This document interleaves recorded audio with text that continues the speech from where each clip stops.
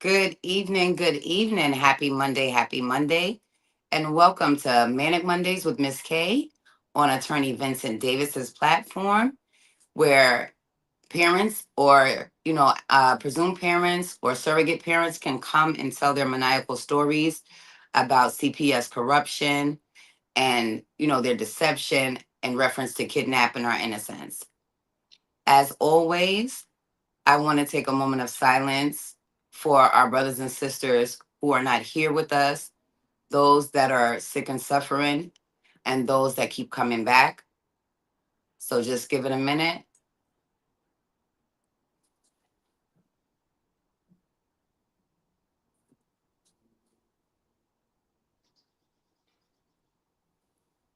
And again, happy Monday. This is Manic Mondays with Miss K. And, just a little bit of an update. Every month, I like to express, the awareness for the month. And although last month was mental health awareness, mental health is real. It is real. It is something that is stigmatized and shunned upon to a point where, you know,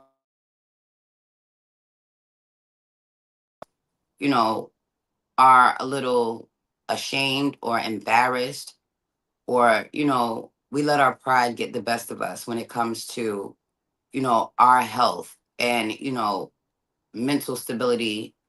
And mental stability plays a lot when it comes to your physical health, your overall wellness, and the way that we parent our children. So, as usual, I keep it on the eye, and I always want to let it be known, one voice can save a life, one conversation can pull somebody back from the ledge, and just a listening ear could change a situation from bad to better. So, this month signifies various things. This is Pride Month, where, our fellow LGBTQ brothers and sisters, get to be in their element and express themselves, whether they're parents, whether they're, you know, um, siblings, cousins, extended family. Everybody is different. It does not make you any less of a parent, any less of a person, or any less of importance when it comes to innocence. And, I say it every podcast, innocence is worth it. Innocence is worth it. The only thing that we as parents could ever get perfect beyond recognition is bringing a little human into the world, because they are perfect in all their being. So, this is also, it's SANDS, SANDS. It is stillbirth and the neonatal death charity month as well. It is also Child Safety Week from the 2nd to the 9th. So, like I say, there are no bad ways to parent. There is never any bad way to parent, just unsafe ways to parent. And when CPS, comes into your life like thieves in the night, kidnapping our children and basically human trafficking them, it makes it very hard as a parent or parents that have been labeled by society, have been stigmatized by family members and, other maybe close acquaintances or coworkers that may perceive you one way, and instead of getting, the right information or, the correct outline for the way you are, people just go by what they hear or make their own assumptions up. So a lot of parents get targeted in the minority communities. We rarely get a chance to tell our truth. We rarely get a chance to have our voice heard. We rarely get a chance to get a phone call Monday through Friday between the hours of 9 and 5. These workers, these agencies, And these supervisors are supposed to provide, supports where we as parents, whether you are the birth parent, the presumed parent, the surrogate parent, or the adoptive parent, because we do have some great ones. And like I said, Betty Joe, I know you're out there. She's one of them. She is amazing. And I have a parent sitting here with me today that wants to share her maniacal story with you guys. And, when you talk amongst your community and you find out what resources will either make things progressive, productive, safe and healthy for the innocents in the community, it takes a village, guys. It takes a village. So I am Miss K. I am one of the founders of Jordan's Jungle Gem. I am the babysitter. I am the tutor. I am a mom, first and foremost. Everything else is optional. So I have another mom sitting here with me who is an amazing woman. And just from the time that I have met her, the things that she has accomplished based on the obstacles that she had to face because CPS has intruded on her life, it's very unfair that we don't, you know, we as parents don't get to receive the things that are constitutionally our right, outlined on parental law and outlined on jurisdictional law. So I'm going to let her basically tell her story and pass the message as usual because our innocence is worth it. So without further ado, I like to present my friend and very amazing mom, Miss Gabby. All right. Just introduce yourself and tell a little bit about your story. All right. I look good. You look Okay. Hello. All right, let me see it. I'll look through here. All right. I'm Gabby, from Brooklyn, New York. Um, I'm here to tell you my story, what I'm going through right now. Um, Basically it started last year in December. My son got into a little situation in school where they had to take him to the hospital. I don't know what happened. He just got sick out of nowhere. Came from home, was about to run, go do my business. They called the hospital, went to Brookdale. Wrong thing for me to do, but that was the nearest hospital at the time where I could go to. So at first they didn't check him out. They kicked us out within probably like in half an hour or so. Around 8 o'clock, he started like shaking, having epilepsy type of seizure situation. So we took him back, and I was like, "Listen, I want you to do every test that you could do, either pee, blood, whatever, MRI, or CAT scan, whatever you could do." They said, "Okay." Around four, I still remember the time. Around 4:35 a.m. we got upstairs to the PICU. That's the prenatal. No, no, no. That's pediatric ICU. We arrived there at 8 p.m. We didn't go upstairs until 4:35 a.m. Now, if I was an abuser, I wouldn't have took my child to the hospital. I would have got him checked out. Nothing. Everybody know when it comes to my kids, it's my kids. Period. Nothing more, nothing less. Let me ask you a question, Gabby. Yeah. When this was happening, the school was aware of the things that were going on when they reached out to you, right? Yes, yes, yes, they did. They called me like around, I would say like 12-ish, going to like 1 in the afternoon. Lucky thing, the school was like right there in the projects, and we got there to the hospital. They didn't do no type of checkup, no nothing. They didn't ask me no questions. They said, "Okay, he's not shaking. He didn't bite his tongue, so he could go home." And I'm like, "Anything happened to my child, it's gonna be a lawsuit, but I will bring him back." So that's how I came back, and I told him, "Listen, do every type of test you have. I don't care what it is. CAT scan, MRI, blood, skin, hair. I don't care what it is. Check him out because he never been through that. He never been through that type of situation. So for a child that never been sick, only little cold, little flu, always go to the pediatrician, never been to the ER. That was his first time ever. The last time he been to a hospital and stayed overnight for 3 days was when I gave birth to him. And So, he's only 7 years old. so other than that, you have other children, correct? Yes, I do. Yes, I do. Technically, I got five boys. I have a 21-year-old, 18, 14. Then my other two that's going through this situation. One is going to be 6 this month, and then I have a 7-year-old. So during those times, did you have any other CPS interaction with your older children?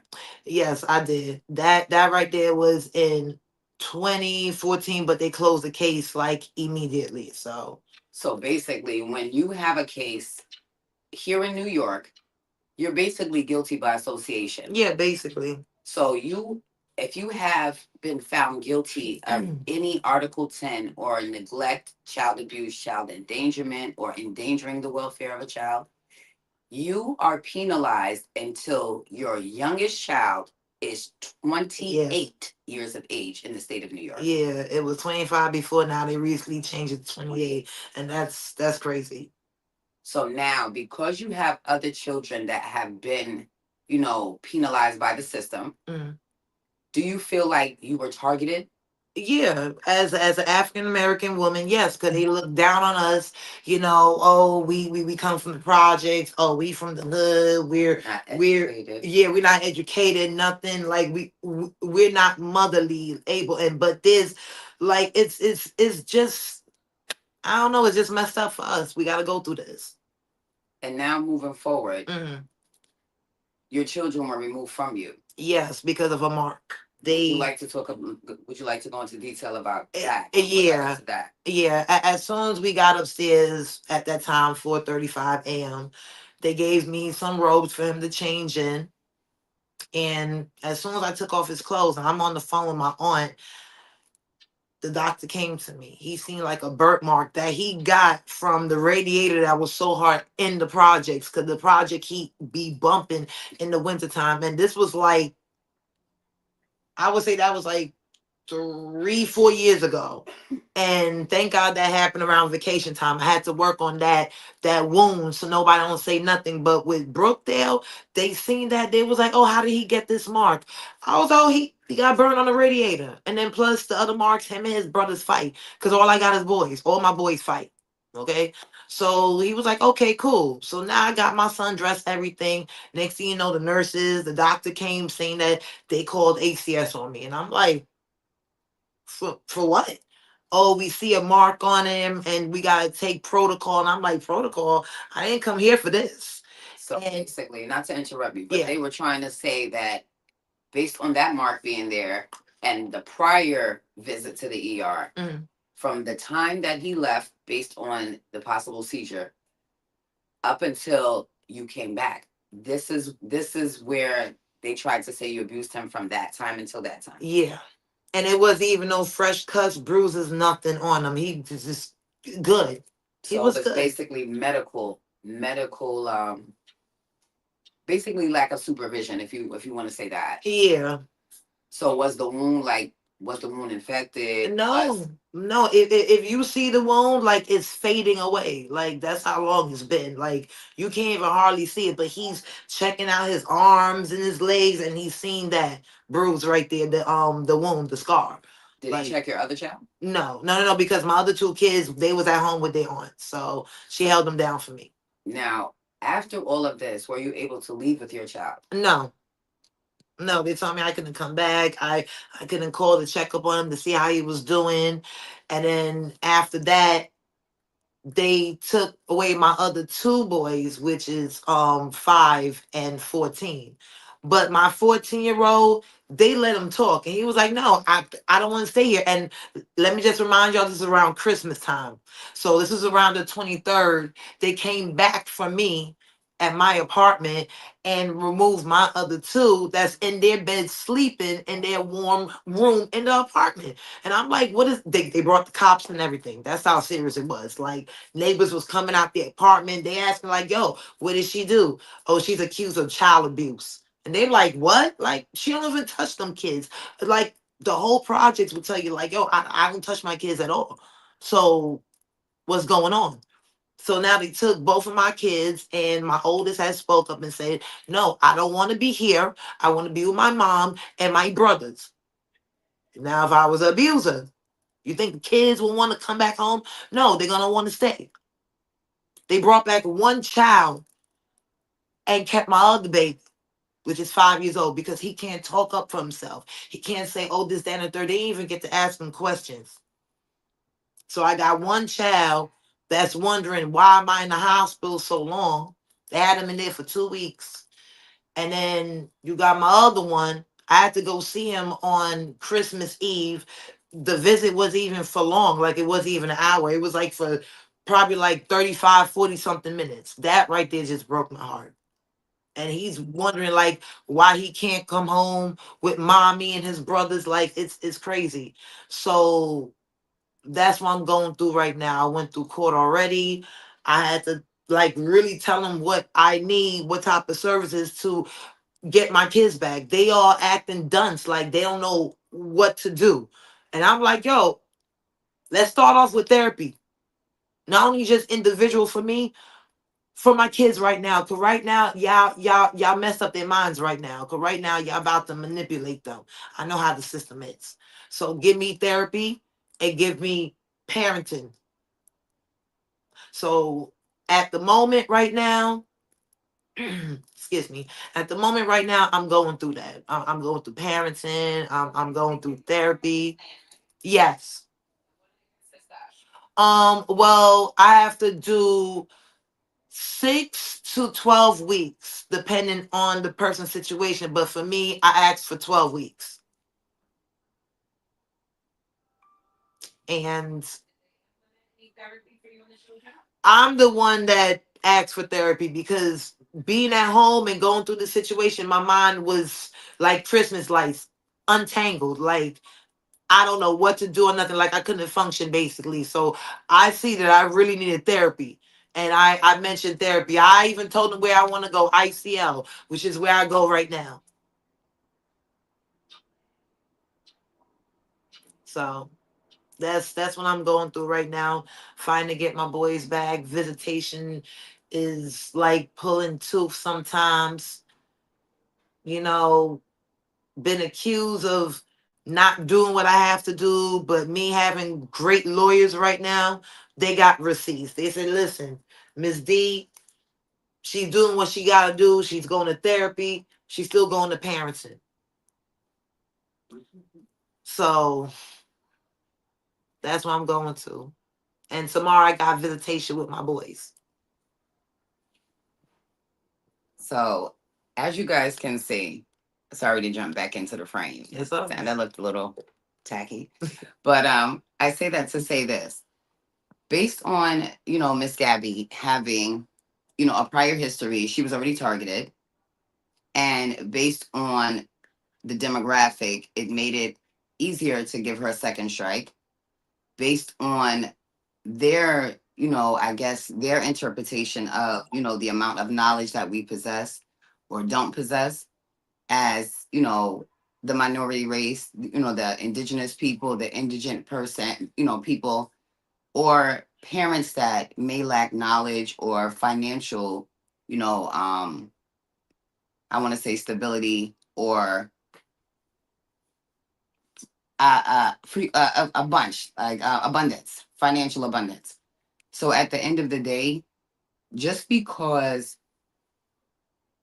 CPS, ACS, DCFS, or whatever acronym you use in your state to determine, the level of kidnapping and human trafficking that these agencies impose on these parents, how does society expect mothers, fathers, grandparents, aunts, uncles, siblings, and extended family to maintain a level of mental stability, I want to say emotional, you know, I guess what word am I looking for? Like emotional maintenance financial gain or progression, and physical possibilities. These people exert us to the point where, you know, the fight is always going to be extreme.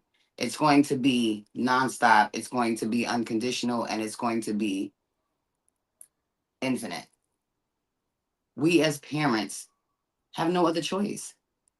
We've been fighting a, I guess, a legislation or, a chain of command or a caste system since the initial interaction.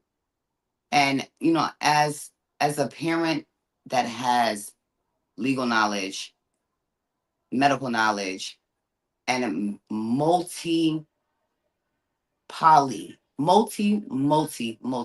certifications in different fields.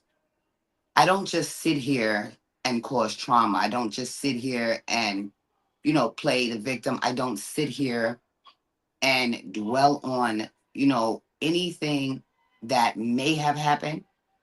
I use my mishaps and my, you know, I want to say downfalls as motivation to teach other parents, to teach other children, to teach other countries, states, provinces.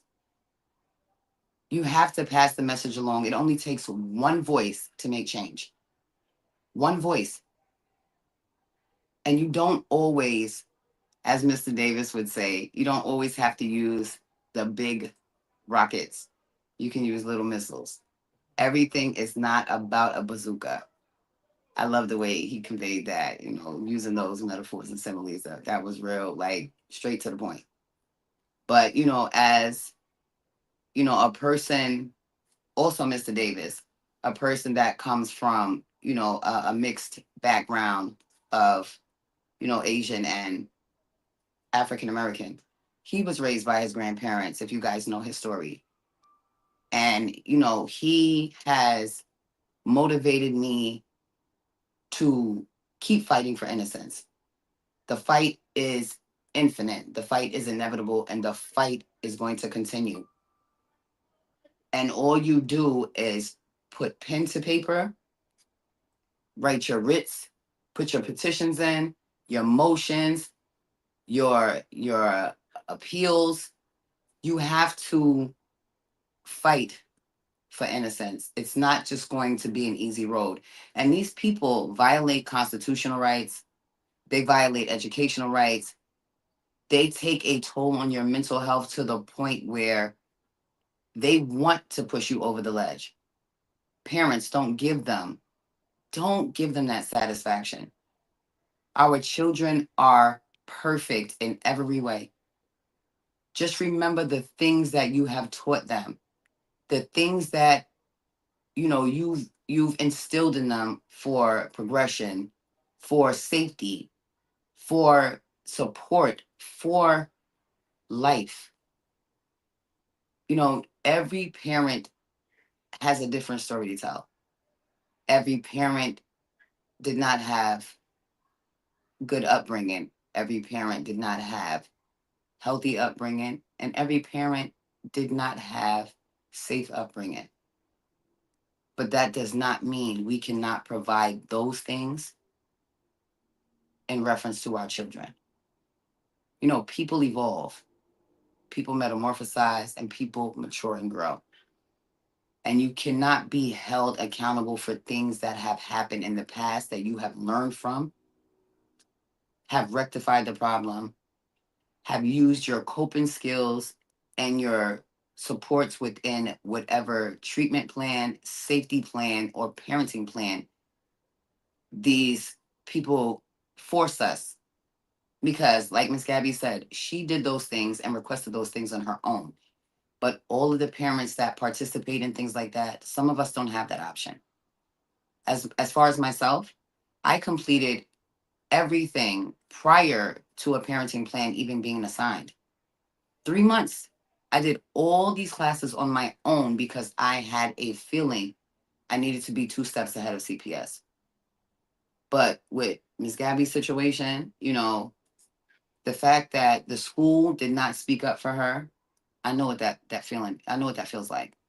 You're outlined as a safe and healthy parent until either they want to pass the blame, don't want to take responsibility, or have been neglectful in some way that penalized or basically hurt a child. And sometimes those things can be fatal. So based on me, being in the healthcare field prior to all of these things happening and my illness taking hold, the amount of hurt I've seen when it comes to innocence based on parents not being proactive, parents not taking heed to the little things that innocence conveys or demonstrates, children decompensate extremely fast, rapid beyond belief. And if I'm not saying that you have to be like me, a hypochondriac, but be proactive, be consistent, be informed, and be there. The more you assert your rights, the more the passion precedes the aggression. They can never tell you what type of parent to be as long as you are safe, healthy, and maintaining your rights in a productive, legal, constitutional, non physical way. As long as you remain lawful, as long as you remain safe, and as long as you remain restricted with physical activity. I have to keep laughing at that for myself because the amount of psychological warfare these agencies, impose on us as parents. If you didn't have certain supports, like myself, like Miss Gabby, like my husband, we would break more than blend. Mm. And I say that because I'm not broken, but I'm bending and pressure bust pipes. So when is your next court date? My next court date is in July. So you receive visits with the children right now? Yeah, I go see them tomorrow. Okay, so you got visits twice a week. Mm-hmm. Supervised? Yeah. Okay. For now. For now. So at least she still has communication and access. Oh, and also I have communication with the foster mother. She always send me pictures, videos, say goodnight to my boys, all that. So we got a good communication. Yo, her mama made me some dinner yesterday. I'm sorry, y'all, but that's how I'm cool. Like they show me so much respect. Lady came all the way from Valley Stream just to give me some grill. Okay, like I was eating good last night. So my kids, me, we are blessed. They is in a good household. We could sleep better. Cause where they was at last time, I got into a whole huge situation with those people, and they were toxic to the extreme, and basically they thought that my situation was a money grab. I thought I had a friend to help me out, until this whole situation ended, but it felt like it was a money grab. So caseworkers seen what I was talking about. I had to really speak up and have my lawyers right there beside me, like, yo, these kids is not safe. Got the cops and everything. Caseworker came, packed my boys up, sent them to a loving home. They're happy. I don't think they want to come back. Now, what I'm going to ask you to that is based on you just conveying that and me having similar situation. My children live literally less than a $10 Uber ride away. Okay. But want to have nothing to do with me. Mm. But yet, my ex-husband, who has no parentage established, like I said before. Yeah. And my mom, who didn't want to get involved in the very beginning based on our estrangement, but has access to the children with no standing and no authority, no consent, even though the children want to see these people and want to have nothing to do with me, my terms outlined on the decision when I was found guilty, April 30th, stated that, there were some things that we were supposed to follow as a family. And the foster care agency failed to honor the family therapy based on them conveying the children's attorney has to speak to them, the children first, but it wasn't on the court order. Have you ever experienced something like that where nobody abides, or the either the foster parent, the foster care agency, or this ACS worker has not, you know, followed the court order or honored the court order? Yeah. Around, when was this? January of this year, when the boys started to become foster kids.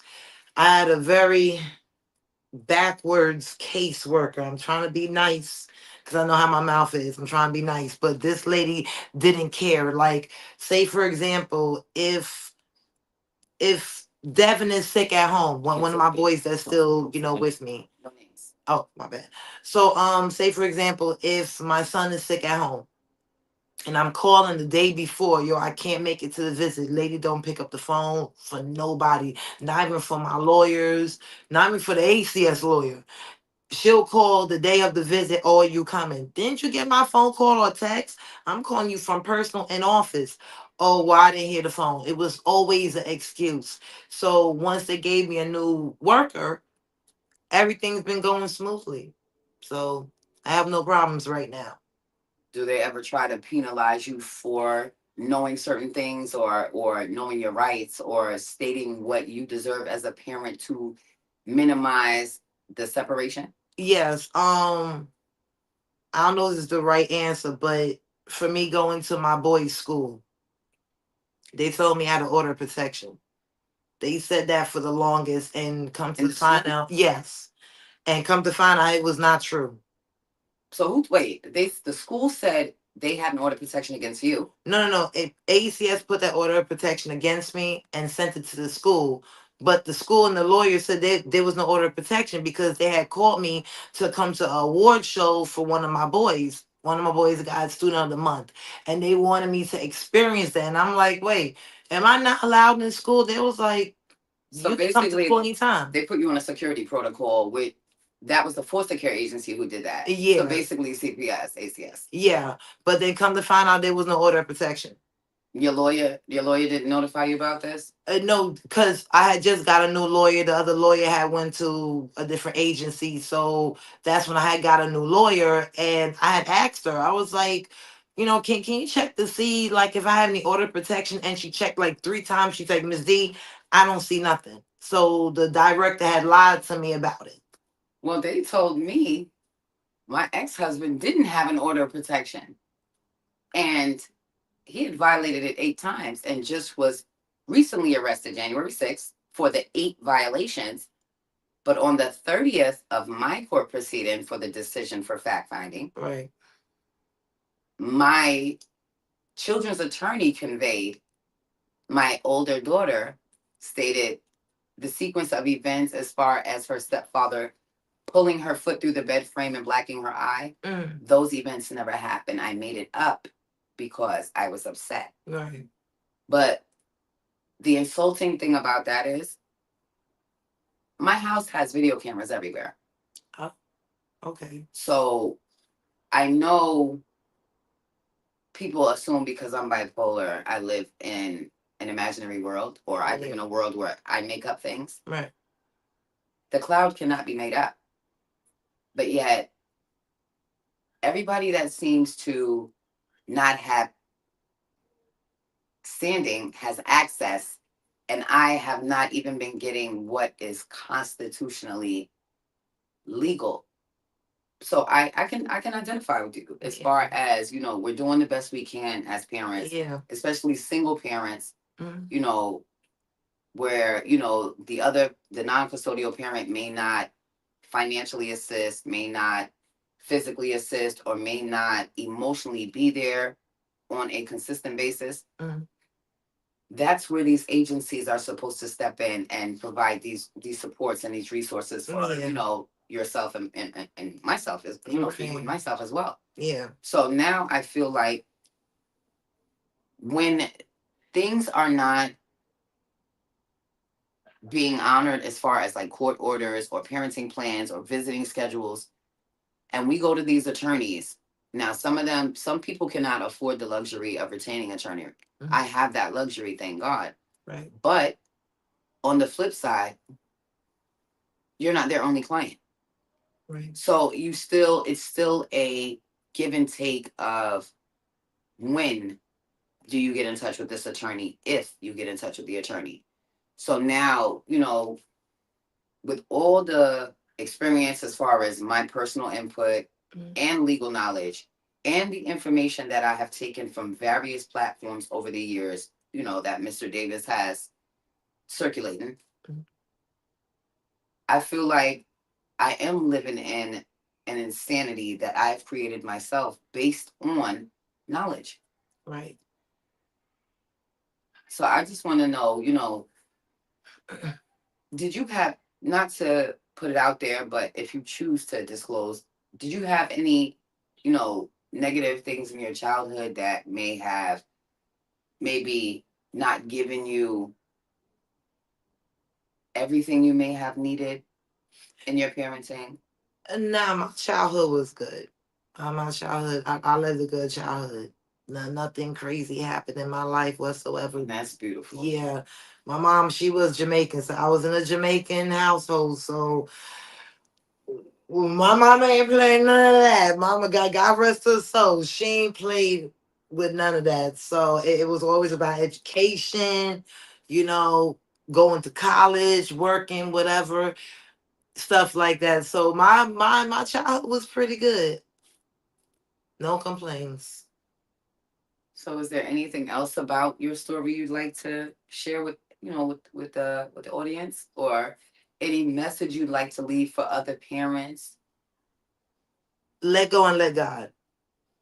I've been saying that since this whole situation happened because I have my two babies that's going through this for no reason. And I started to turn dark, like depressed, like just not eating, just not giving a damn. But then all of a sudden, I just started to just pray out of nowhere and just say, "Yo, just let go, let God let." And I say that to myself, and stuff been happening little by little, like baby steps, slowly but surely. Look where my kids at. If I could show you where they at, yo, like let go and let God. And don't don't let these people define you as a bad parent.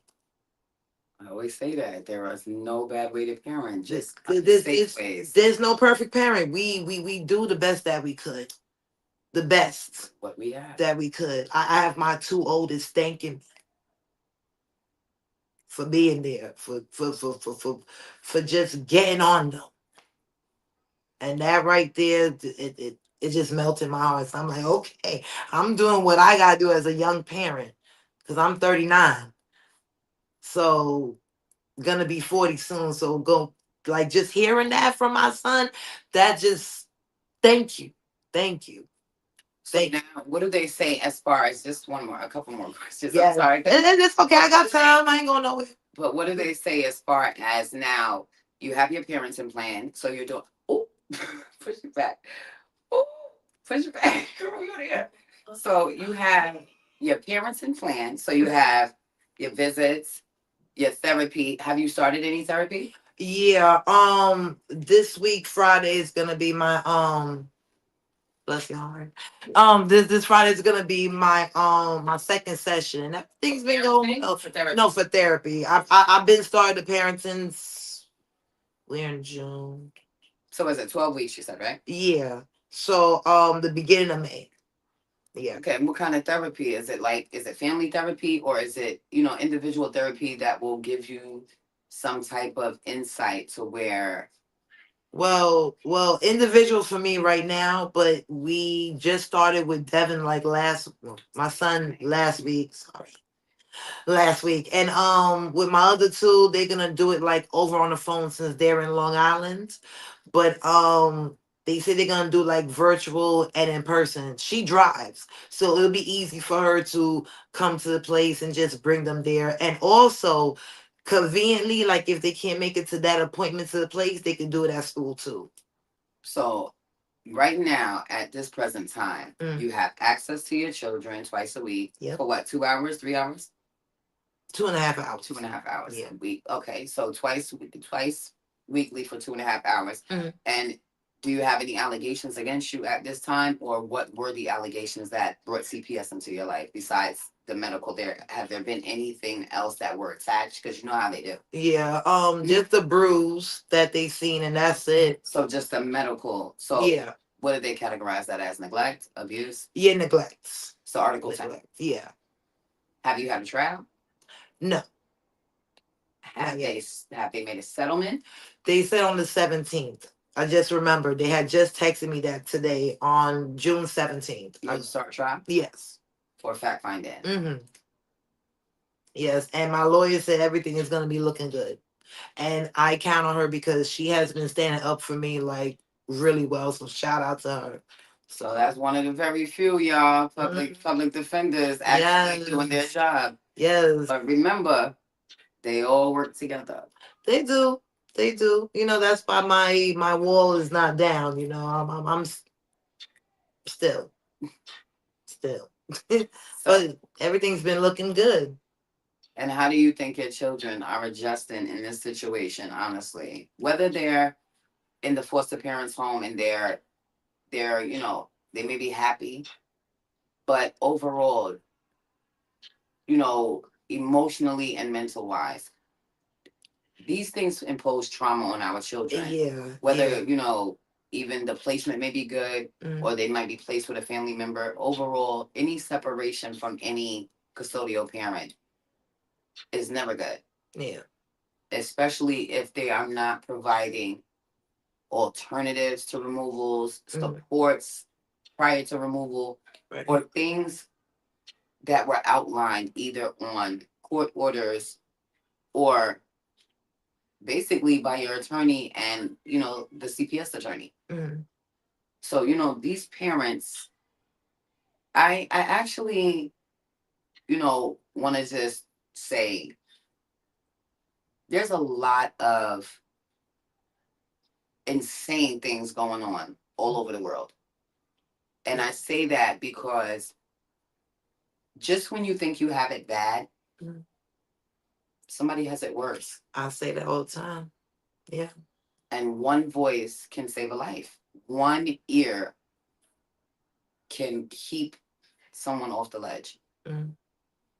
And again, if there were not if there wasn't so much silence, so much shame, so much embarrassment, so much pride, Mm. and that just it's not just just for the minority population. Mm. Secrets cause spirals of deadly situations. Yeah. The more you keep something quiet, the more the cycle it continues. It's just it's a non-ending hamster's wheel of abuse, trauma, and destruction. Mm. And our children don't deserve that. When we as parents decide to bring children into the world, regardless of how they were made, ultimately, when you decide to board that child or make an agreement with the partner or, the person that you consummated, the situation with, Mm. it's unfair to the innocents that we tend to disappoint them. Yeah. Before anybody else does. And I'm not saying that as trying to bash the parents. I'm saying that based on experience, based on circumstance, demographic, prior cases, family estrangement or family involvement, Mm. knowledge, and just overall trust. Yeah. This country always says it's the land of the free and the home of the brave. It may be the land of the free, but you definitely have to be brave to live here. Yeah. Because the corruption, the deception, and the betrayal is real.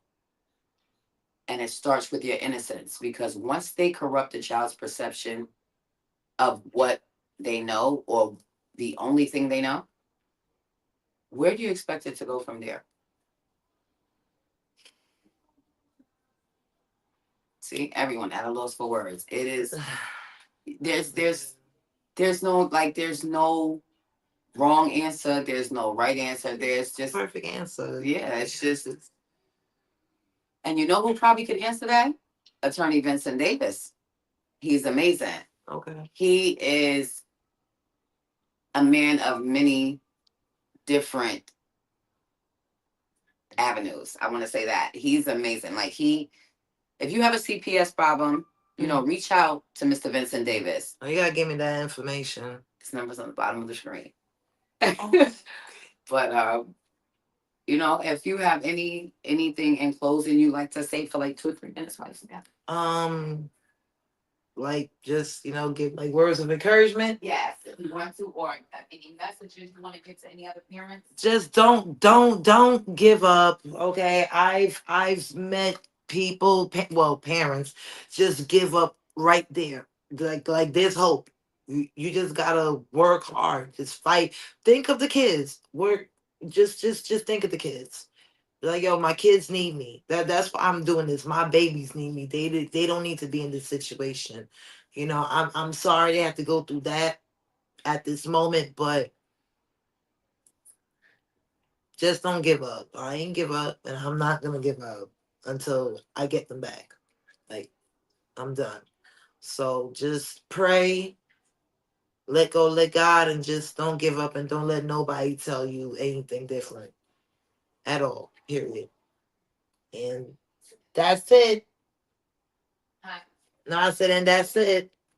That's all you can have. Yes. Just don't give up, y'all. Well, I want to thank Miss Gabby for coming on Manic Mondays with Miss K on Attorney Vincent Davis's platform. And of course, parents, I always want to leave you with hope. There's always hope. Innocence gives us motivation to walk through fire, walls, build. Listen, we will break down walls to get our little humans home. We are parents, we are human, but we love our innocence and we will never give up the fight. CPS, ACS, DCFS, or whatever acronym you use in your state, remember every letter stands for something, but ultimately it stands for stealing. They steal our innocence, they steal our patience, they steal our trust, they steal our energy, our time, and our knowledge. Because when they, as CPS, they assume we as the indigent or minorities or black, brown, and beige people or the less fortunate, they seem to allow financial status, melanin infusion, and overall understanding. Those things seem to precede our level of competence. And that is the most insulting thing I've been hearing thus far along this journey. Who told me that? How did I find that out? And where did you get that from? Players Club 101. I don't trust no one's information but my own. So, parents, just remember you are entitled to be human. You are entitled to make mistakes. You are entitled to be tired, but stay safe, stay planted, stay productive, and stay progressive. Every day, innocence is worth it. Keep fighting, parents. Our innocence is worth it. So if you would like to be a guest on this stream, I air every Monday at 8 p.m. Eastern Standard Time, 5 p.m. Pacific Time on Attorney Vincent Davis's platform. If you need a consultation, reach out to him. His number's below. And let him guide you through your maniacal journey of CPS corruption and human trafficking. I want to again thank Miss Gabby for being my very special guest and Mr. Davis for allowing me to tell my story and allow the voice to be heard on this platform. Again, we are here every Monday, 8 p.m. Eastern Standard Time with Manic Mondays with Miss K on Attorney Vincent Davis's platform. Y'all have a blessed night. Grace? Bye.